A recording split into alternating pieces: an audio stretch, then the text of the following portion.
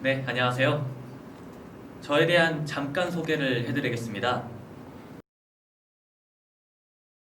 저는 현실도피자였습니다. 혹시 현실도피에 대해서 어떻게 생각하시나요? 현실도피의 정확한 의미는 현재 갖고 있는 현실 혹은 어려움에 맞서지 않고 그저 회피하는 것을 의미합니다. 오늘 다이어트를 결심했던 여러분들, 혹시 맛있는 음식을 먹으면 0칼로리 라면서 현실 도피를 하고 계시진 않으신가요? 제 이야기를 들려드리도록 하겠습니다. 지금부터 약 2년 전, 저는 그 당시 2학년 2학기를 마친 학생이었고 정말 평범한 대학생이었습니다. 그러던 와중에 갑작스럽게 제 삶에 권태기가 찾아오더군요. 그 권태기는 제가 현재 하고 있는 전공에 대한 흥미와 성적에 대한 것이었습니다. 저는 전공을 선택했던 이유가 처음에는 정원을 설계하고 또한 정원을 공부하는 것이 너무 즐거웠습니다. 하지만 뭔가 2년 동안 공부를 했는데 가면 갈수록 흥미도 잃고 또한 성적도 제대로 나오지 않아서 내가 지금 제대로 하고 있나? 라는 생각들을 많이 했었습니다. 그리고 나서 이제 저는 뭔가 그렇게 방황을 하던 도중에 12월 달에 갑작스레 어떤 포스터를 하나 발견하게 됩니다. 그 포스터는 무엇이었냐? 5성급 방콕 호텔, 당신도 일할 수 있습니다 라는 포스터였습니다.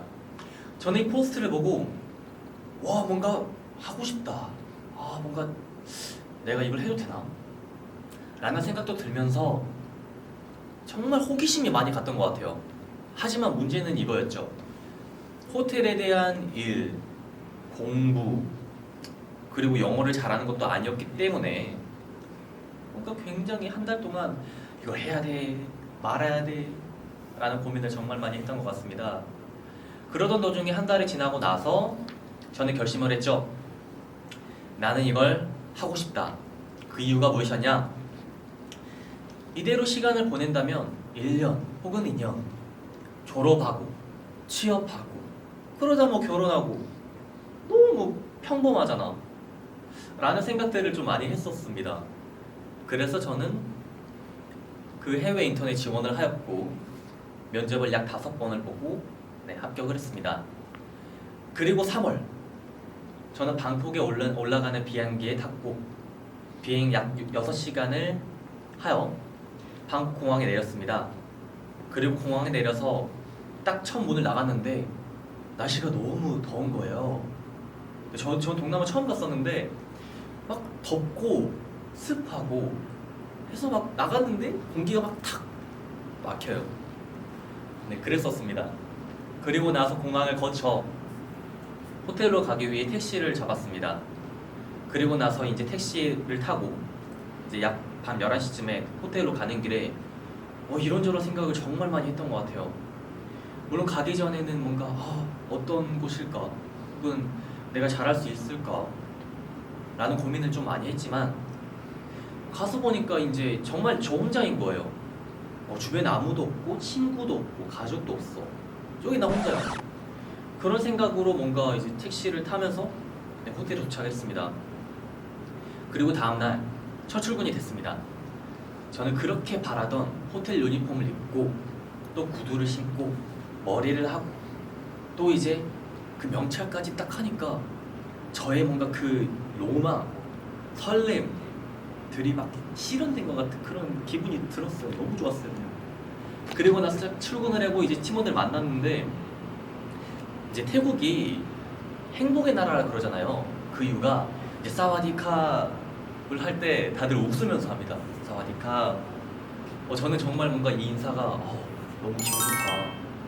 그런 식으로 뭔가 생각을 하고 또한 이런 나라는 어떤 나라일까 궁금하기도 하고 그랬던 것 같습니다. 그리고 나서 이제 팀원들은 저에 대해서 굉장히 많은 질문도 하고 또 필요한 거 있으면은 물어봐라, 도와주겠다 하면서 저를 하루 이틀, 일주일, 한 달을 그렇게 해줬습니다. 그랬더니 저는 뭔가 그 전에 갖고 있던 고민들과 그런 걱정들이 다 풀리면서 내가 여기 오길 정말 잘했다 라는 생각들을 많이 했습니다. 근데 딱 거기까지. 딱 한 달. 한 달이 지나고 나니까 저에 대한 이상한 소문이 들리기 시작하더군요. 바로 영어를 잘 하지 못한다 라는 꼬리표였습니다. 그렇게 꼬리표가 붙이게 된 사건이 하나 있었는데요. 평범하게 일하던 어느 날 갑작스럽게 고객님들이 찾아오셔서 체크인을 하시고 또한 디너 서비스 예약을 도와드렸습니다. 하지만 저는 그 과정에서 고객님 디너 서비스 예약하시면 음료 할인 받을 수 있으세요 라고 얘기를 영어로 드렸더니 그분께서는 그냥 오케이 오케이 라고 그저 하셨던 것 같습니다. 그리고 나서 다음날 갑자기 저를 막 찾는 거예요. 야, 다들 모스카 어딨어? 빨리 오라 그래. 무슨 일이지? 갔습니다. 갔는데 그 고객님이 굉장히 화가 많이 난 상태에서 저를 보자마자 딱 했던 말이 Hey, what are you doing now? 하면서 저를 굉장히 뭐라 하시는 거예요. 근데 저 더 웃긴 건 뭐였냐? 그렇게 뭐라고 했는데 뭐라고 한 것도 못 알아들어요. 뭐라고 한 것도 못 알아듣고 그 상황에서 변명이라도 해야 되는데 변명을 못하니까 그저 할 수 있었던 말은 I'm sorry, I'm sorry, I'm sorry 계속 이 말만 했습니다. 그리고 나서 이제 매니저님과 팀원들에게 굉장히 많이 혼나고 저의 영어에 대한 그런 자신감은 정말 바닥으로 딱 솟구치게 됐습니다. 그러한 이유로 저는 이제 매일매일이 정말 힘들었던 것 같아요. 여기서 일하면서 내가 영어를 잘 하지도 못하는데 여기서 뭐 하는 걸까 라는 생각을 했고요. 내가 잘하고 있는 걸까 혹은 돌아가야 되는 건 아닌가 라는 생각들을 많이 했습니다. 그리고 이렇게 하루, 이틀, 일주일, 한 달을 정말 제 생에서 그렇게 우울했던 때가 없었던 것 같아요. 정말 일을 마치면 잠자고 일어나니까 또 일가 있고 또 혼나고 일 가고 그렇게 한 달을 보냈습니다. 그러던 도중에 어떠한 사건이 생기더군요. 여느 때처럼 그저 일을 마치고 집으로 돌아와 침대에 누웠습니다. 너무 피곤했어요. 근데 갑자기 엄마 전화가 오는 겁니다.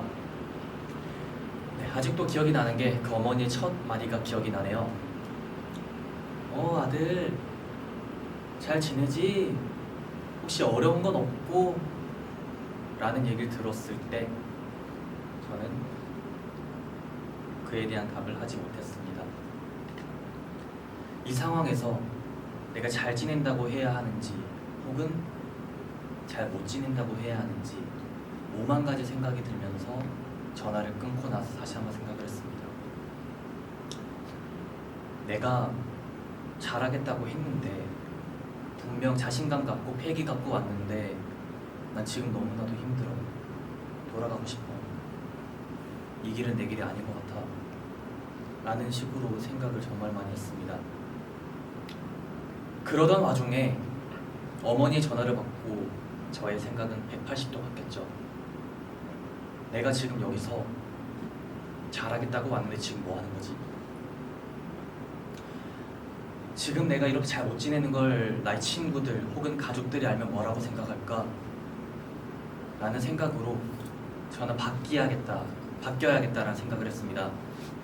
그렇게 제가 바뀌어야겠다는 결심을 한 순간 저는 딱 한 가지의 목표를 세웠습니다. 그것은 바로 직업평가에서 좋은 평가를 받는 것. 그것밖에 답이 없었어요. 이미 바닥으로 떨어진 저의 신뢰감을 다시 올릴 수 있는 방법은 고객님들에게 좋은 평가를 많이 받는 것이었습니다. 그래서 저는 그렇게 하기 위해 매일마다 정말 매일마다 영어 공부를 하고 또 일에 대한 공부도 하고 그리고 다음날 제가 처음으로 일을 가기 전에 조깅을 했습니다. 조깅을 하니까 너무나도 상쾌했어요. 조깅을 하고 샤워를 하고 일을 가기 전에 공부와 영어를 하고 하다 보니까 자연스럽게 저의 뭔가 노력들이 쌓여서 결국엔 7월 달에 직원평가에서 좋은 성과를 달성할 수 있었습니다. 그리고 나서 저는 그 팀원들에게 신뢰감을 얻을 수 있었고, 또 저는 VIP실에서 일을 한 다음에 잘 귀국을 하게 되었습니다. 저의 얘기를 통해서 이야기를 드리고 싶은 것은 바로 제가 앞서 말씀드렸다시피 저는 현실 도피자였습니다.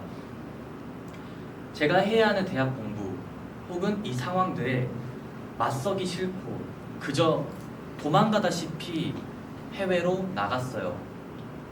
근데 해외로 나갔는데도 더 힘든 거예요. 근데 저는 거기서 현실 도피를 하지 않았습니다. 모든 상황들을 이겨냈고 해결했고 현재는 제 삶에 자신감이 생겼습니다. 혹시나 제 이야기를 듣고 있는 여러분들, 방 안에서 게임을 하며 술을 마시며 현실 도피를 하고 계시진 않으신가요?